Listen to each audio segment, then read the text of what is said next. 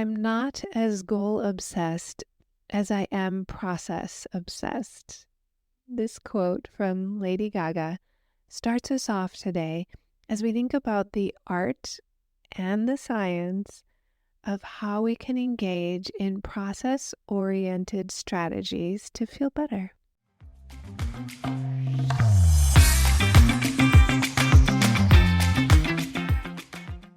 Welcome to the Modern Creative Woman podcast, exploring the art and science of creativity. And this is your podcast. It's for women like you who want to elevate their creativity and really start applying creative thinking in your everyday life. So I'm your hostess and creativity expert, Dr. Amy Backos. I'm a licensed psychologist and a registered and board-certified art therapist with almost 3 decades helping women with their creativity and authenticity. Here at the Modern Creative Woman, we are obsessed with helping you build your creativity. Through conversations and creative insights, I'll give you the science and the art of becoming the woman you've always wanted to be. Let's get started. I have a few more days here in Paris and I'm having the most amazing time. I want to encourage everyone to take a break in a way that feels meaningful to you. And there's a really powerful technique that you can use to slow down and give yourself a mini break. It's so simple. It lowers your stress. It shuts down some of your neurons firing for just a few moments. It helps you problem solve very quickly.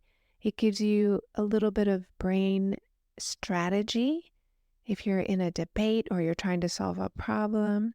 Does this sound good? It is. All you have to do is close your eyes for 10 seconds. You can put your hand over your eyes and count to 10 kind of quickly, breathing in, and then count to 10, breathing out. Ready? Okay, open your eyes. It's like a soft reset, like on a computer, to do a soft reset or to turn off your phone. It gives us a refresh.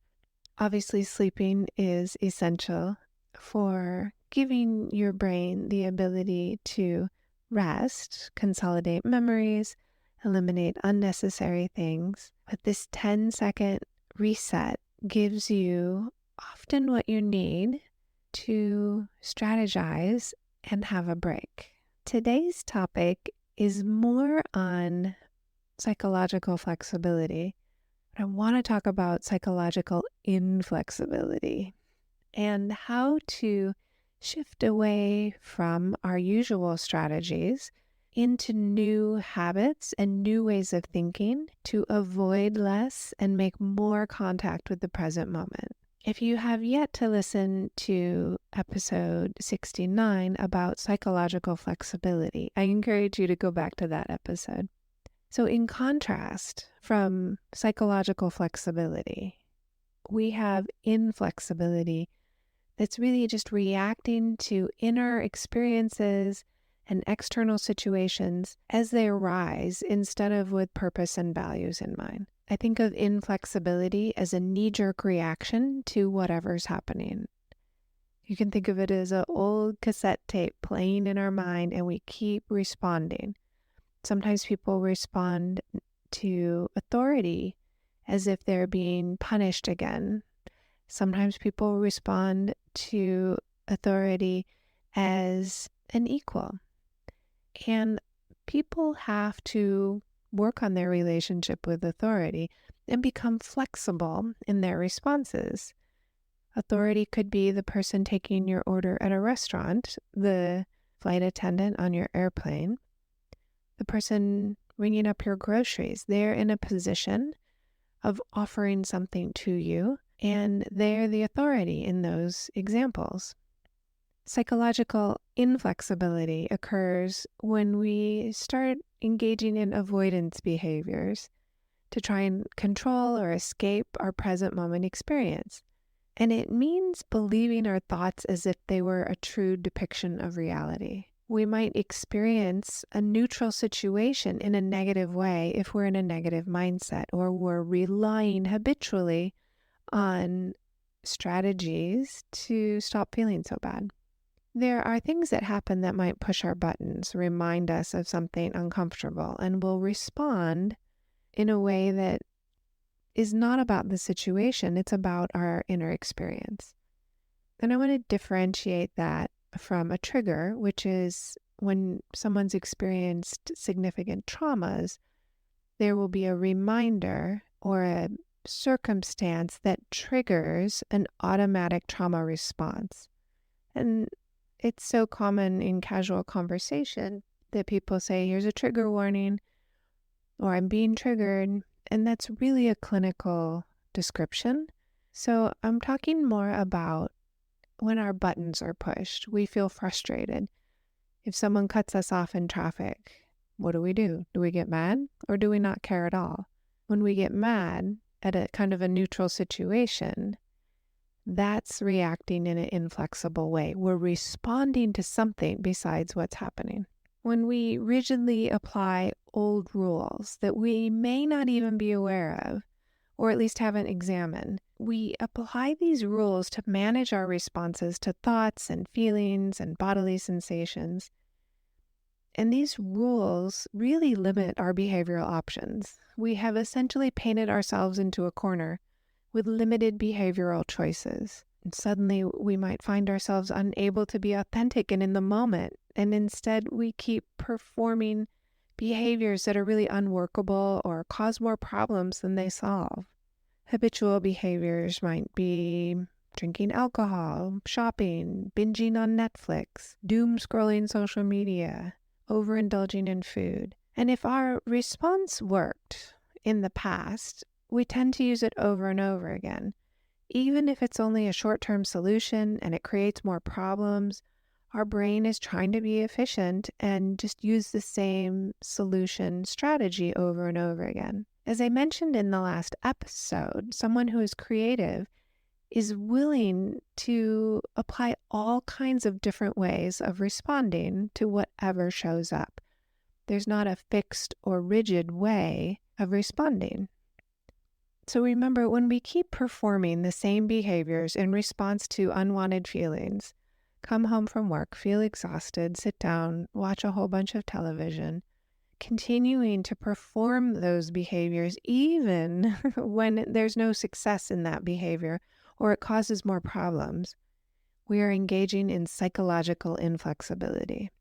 Essentially, staying up, falling asleep on the sofa is really foreclosing on the ability to freely choose our behavioral options, such as creating a lovely evening routine, having a cup of tea, reading a book, having a bath. Instead, it's a behavior pattern that doesn't allow for any creativity. There's simply no action taken around flexibility. And when that starts to happen, our behavior has become rigid, inauthentic, forced, and even compulsive. When we're given an opportunity to do something different, we don't do anything different. Psychological inflexibility really shows up when someone uses an equivalent reaction every time they're faced with any unwanted internal stimulus. People will strive to avoid reminders or memories of uncomfortable situations. And as a consequence, sometimes people end up spending a lot of time avoiding their painful feelings and memories and really lose interest in the ability to engage in their life in a meaningful way. Inflexibility is all about managing and controlling our unwanted feelings. And it's like looking to the right when everything you want is on the left. On the right side is compulsive management strategies to avoid feeling uncomfortable.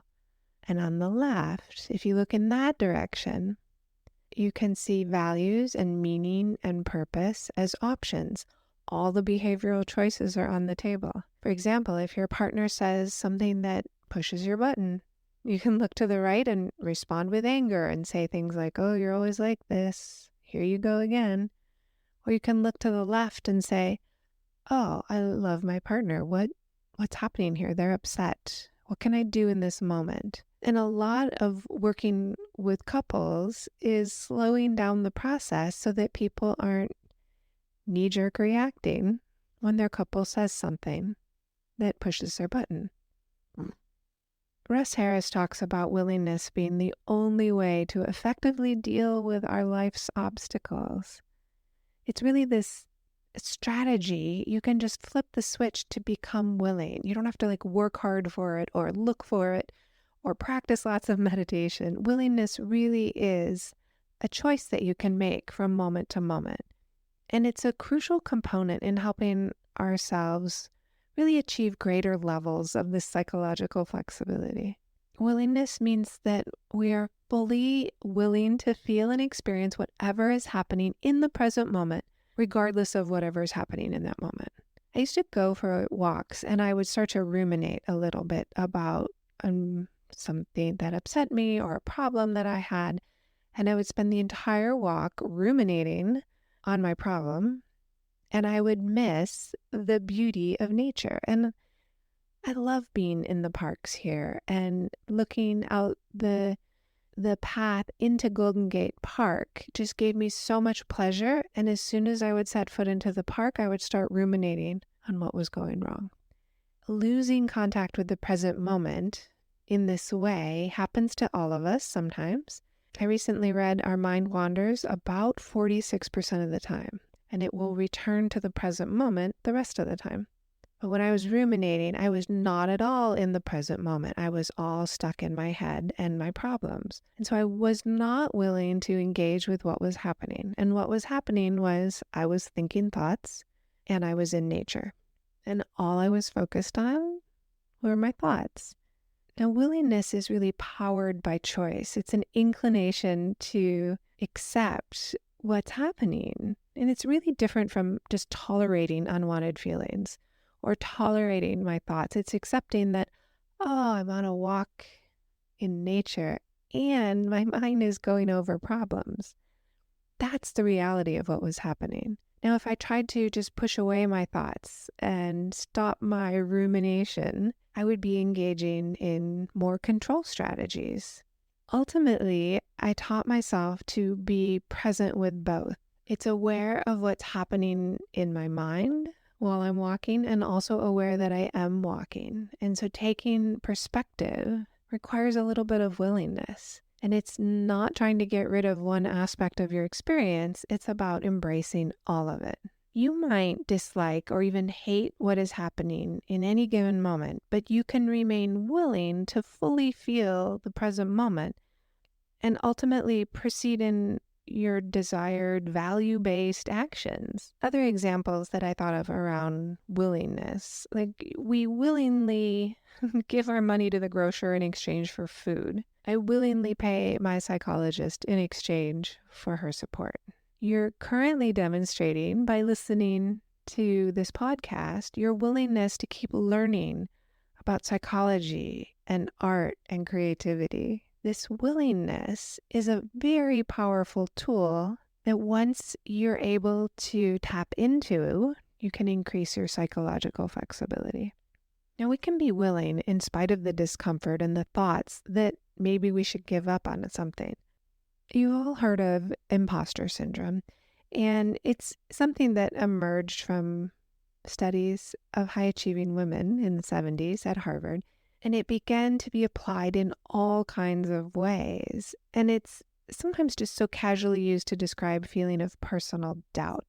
But really, it's this whole construct that can undermine our sense of self-worth, and it leaves us thinking that we arrived in our position through luck or mistake, and it manifests in worries that we might be discovered as a fake or an imposter at work, at love.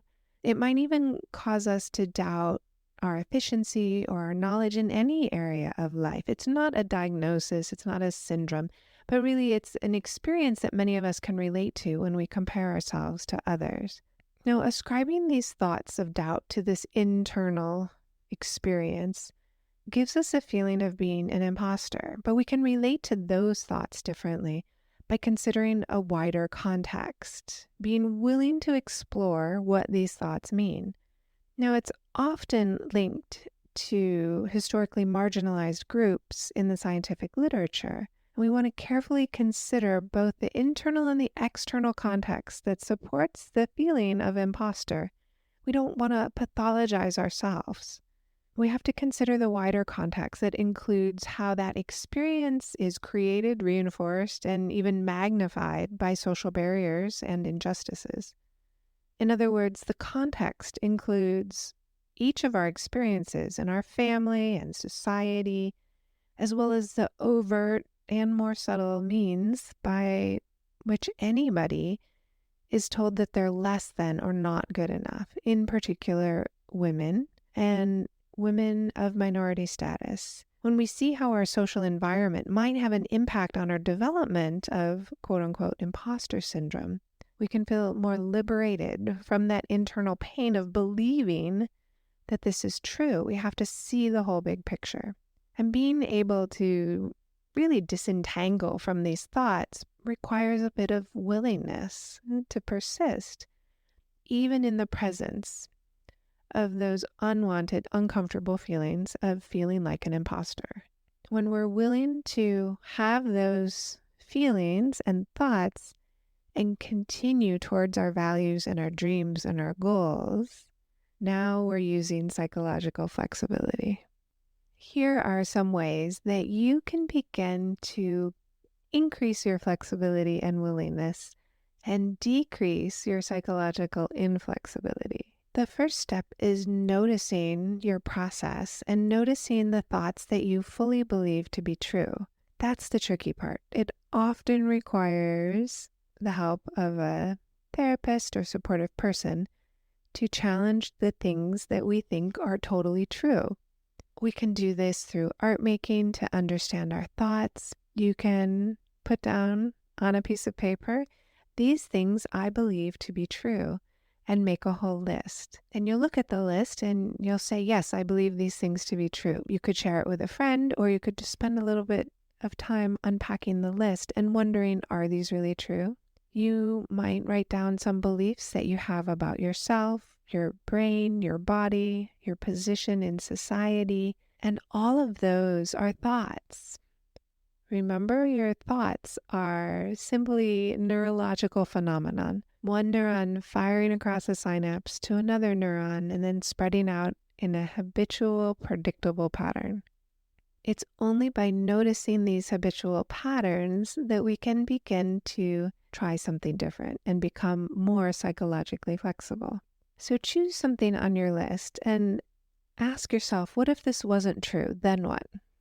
What are the options? What are the other possible belief systems that you could have about what you wrote? The more we are able to consider the entire context of our thoughts, they don't just emerge spontaneously from our brain.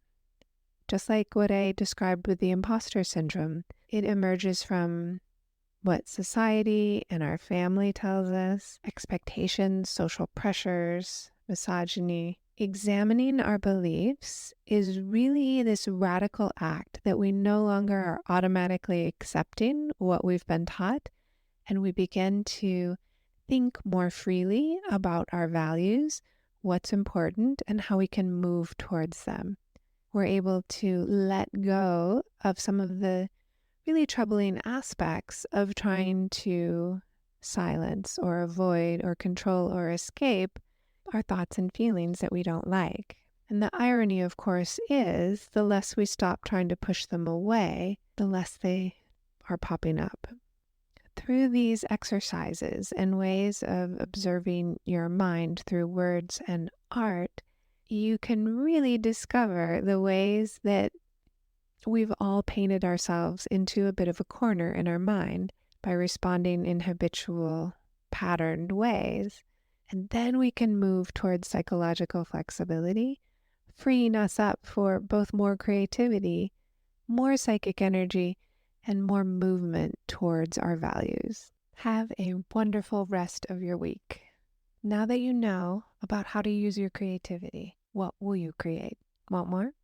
Subscribe to the Modern Creative Woman digital magazine. It's absolutely free and it comes out once a month. And I know you can get a lot out of the podcast and the digital magazine. Yet when you're ready to take it to the next level, I want you to know you have options inside the membership And if you're interested in a private consultation, please feel free to book a call with me. Even if you just have some questions, go ahead and book a call. My contact is in the show notes, and you can always message me on Instagram. Do come find me in The Modern Creative Woman on Instagram, Facebook, and Pinterest at Dr. Amy Bacos. If you like what you're hearing on the Modern Creative Woman podcast, I want to give you the scoop on how you can support the podcast. You can be an ambassador and share the podcast link with 3 of your friends. You can be a community supporter by leaving a 5-star review if you think it's worth the 5 stars. And you can become a gold star supporter for as little as $3 a month. All those links are in the show notes. Remember to grab your free copy of the 21-Day Gratitude Challenge. The link is in the show notes, and you can find it at moderncreativewoman.com.